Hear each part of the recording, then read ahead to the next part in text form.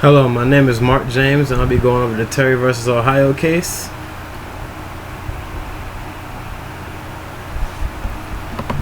Terry versus Ohio case was argued December 12th, 1967, decided June 10th, 1968. For what happened in this case, a Cleveland detective named McFadden, on a downtown beat which he had been patrolling for many years, observed two strangers, Petitioner and another man, Clinton, on a street corner. He saw them proceed alternately back and forth along an identical route, passing to stare in the same store window, which they did for a total of about 24 times. For most people, this would seem quite suspicious. Each completion route was followed by a conference between the two on a corner, at one of which they were joined by a third man, Katz, who left swiftly. Suspecting the two men of casting a stick-up, the officer followed them and saw them rejoin the third man a couple of blocks away in front of a store. The officer approached the three, identified himself as a policeman, and asked their names. The men mumbled something, whereupon McFadden spun Petitioner around, patted down his outside clothing, and found him in his overcoat pocket, but was unable to remove a pistol. The officer ordered the three into the store. He removed Petitioner's overcoat and took out a revolver and ordered the three to face the wall with their hands raised. He patted down the outer clothing of Clinton and Katz and seized the revolver from Clinton's outside overcoat pocket.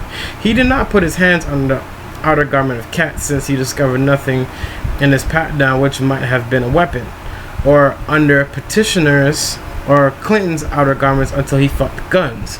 The three were taken to the police station. Petitioner and Clinton were charged with carrying concealed weapons. The defense moved to suppress the weapons through the trial court rejected the prosecution. From withheld the Fourth Amendment right against unreasonable searches and seizures made applicable to the states by the 14th Amendment protects people, not places, and therefore applies as much to the citizen on the streets as well as at home or elsewhere.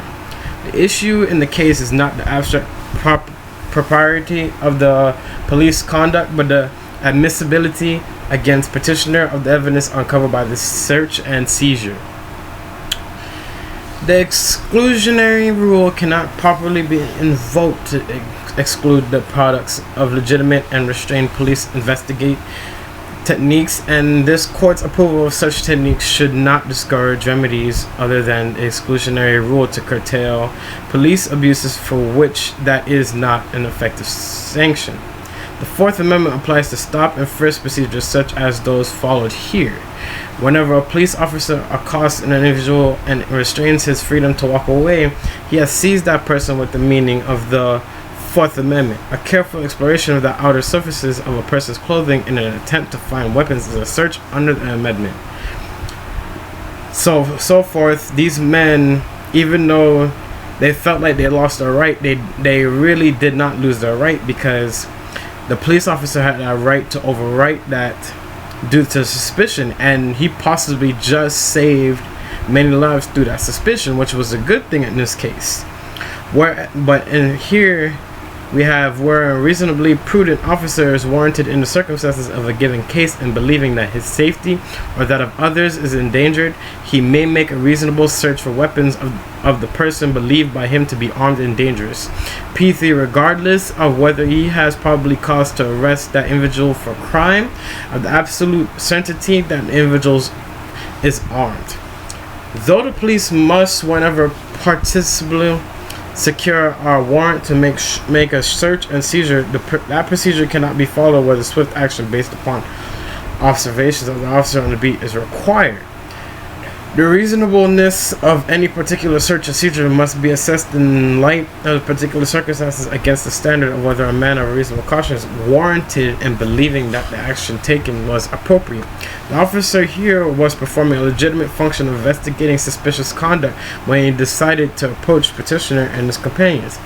So as it goes on here, he could have went on without the warrant to search these men. So he was complete under full conduct of doing the search, just to make sure everybody around him was safe, everybody was not in harm's way, to make sure nothing happened that was going to happen.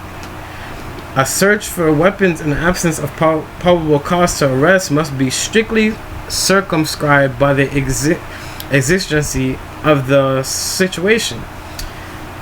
An officer may make an intrusion short of arrest where he has reasonable apprehension of danger before being possessed of information justifying arrest.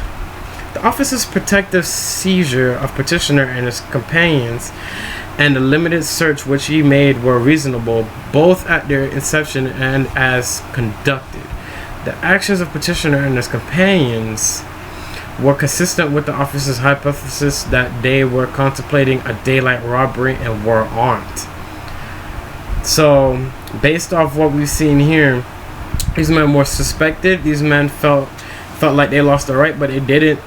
You just seemed very suspicious going in and out of a store 24/7. I used to work in one where these men would go back and forth, judging how to case a store, how to look around and stuff like that. So this officer did a very good thing in trying to figure out what they're doing, not just jumping into it, but making sure that he got everybody around safe without anybody getting into any harm or nothing being robbed.